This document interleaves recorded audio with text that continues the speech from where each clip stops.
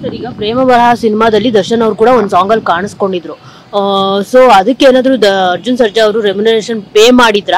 Otherwise ಈ ವಿಚಾರವಾಗಿ ಮಲ್ಲಿಕಾರ್ಜುನ್ ಅವ್ರ ವಿಚಾರವಾಗಿ ಅರ್ಜುನ್ ಸರ್ಜಾ ಮತ್ತೆ ದರ್ಶನ್ ಅವ್ರ ಮಧ್ಯೆ ಏನಾದ್ರು ಮನಸ್ತಾಪಗಳು, ಜಗಳ ಅನ್ನೋದೇನಾದ್ರು ಆಯ್ತಾ ಅಂತ? ಎಲ್ಲೂ ಕೂಡ ಆತರ ನಡೆದಿಲ್ಲ. ಸ್ನೇಹಪೂರ್ವಕವಾಗಿ ಮತ್ತೆ ಮೊದಲನೇದಾಗಿ ಒಂದು ರೆಮ್ಯುನರೇಷನ್ಸ್ ವೈಸ್ ಅಲ್ಲೇ ಕೂಡ ಅವರು ಕೂಡ ಹೋಗಿರ್ತಾರೆ ಬಂದಾಗ. That's all about produce and artist and more over. So ಅವ್ರ ರೀತಿಲೇನೆ ಕೂಡ ಅವ್ರ ಜೊತೆ ಕೂಡ ಬೇರೆಯವ್ರಿಗೆ ನಡೆಸಿರ್ಬೋದು ಇಲ್ಲಿ. ಮತ್ತೆ ಎಲ್ಲಾ ರೀತಿಲೂ ಎಲ್ಲ ಚೆನ್ನಾಗಿ ಒಂದು ಒಡನಾಟ ಎಲ್ಲ ತುಂಬಾ ಚೆನ್ನಾಗೇ ಇತ್ತು. ಬಟ್ ಯಾವಾಗ ಇದೊಂದು ವ್ಯವಹಾರದಲ್ಲಿ ಒಂದು ಮಿಸ್ಇಂಟರಪ್ಟ್ ಅನ್ನೋದಾಗಿದೆ, ಆ ಟೈಮಿಂದ ಇವರಿಗೆ ಒಂಚೂರು ಒಳಜಗಳ ಒಂಚೂರು ಭಿನ್ನಾಭಿಪ್ರಾಯಗಳು ಬರಕ್ ಜಾಸ್ತಿ ಆಯ್ತು.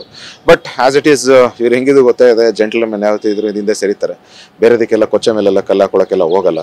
ನಮ್ಮೊಂದು ಏನಿದೆ ನಮ್ಮ ರಾಜಮಾರ್ಗದಲ್ಲಿ ಹೋಗೋಣ, ನ್ಯಾಯ ಮಾರ್ಗ ಹೋಗಿ ಹೋಗೋಣ, ತಿದ್ದೋಣ ಅಷ್ಟೇ ಇದು ಮಾಡ್ಕೊಂಡು ಅದಾದ್ಮೇಲೆ ನಮ್ಗೇನಿದೆ ಕಾನೂನು ಪ್ರಕಾರವಾಗಿ ನಾವು ಹೋದಷ್ಟು ನಮಗೆ ಸರಿ ಅನ್ಸುತ್ತೆ. ನಮಗೆಲ್ಲ ತಿಳುವಳಿಕೆ ಹೇಳಿದ್ರೆ ನಾವು ಅದನ್ನ ಅಡ್ಡಾಡಿಗಳು ಹೇಳಕ್ ಹೋಗಿಲ್ಲ. ಇವಾಗ ಮತ್ತೆ ಏನ್ ಹೇಳ್ತೀರಿ ನೀವು?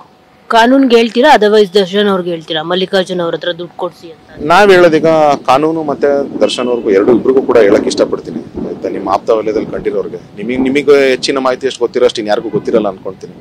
ದಯವಿಟ್ಟು ಹೆಂಗೆ ಇದ್ರೂ ಅವ್ರ ಹತ್ರ ವಿಚಾರ ತಲುಪಿಸಿ ಅಥವಾ ಒಂದು ತಿಳುವಳಿಕೆ ಎಲ್ಲ ಮುಟ್ಟಿಸಿ ದಯವಿಟ್ಟು ಅದನ್ನ ಹೇಳಿ. ಆದಷ್ಟು ಅವರಿಗೆ ನಮಗೆ ಸಹಾಯಪೂರ್ವಕವಾಗಿ ಇದನ್ನ ಮಾಡಿಕೊಟ್ಟಷ್ಟು ಇದನ್ನ ಇತ್ಯರ್ಥ ಮಾಡ್ಕೊಡಿ ಅಂತ ನಾನು ಕೇಳ್ತೀನಿ ಮೇಡಮ್.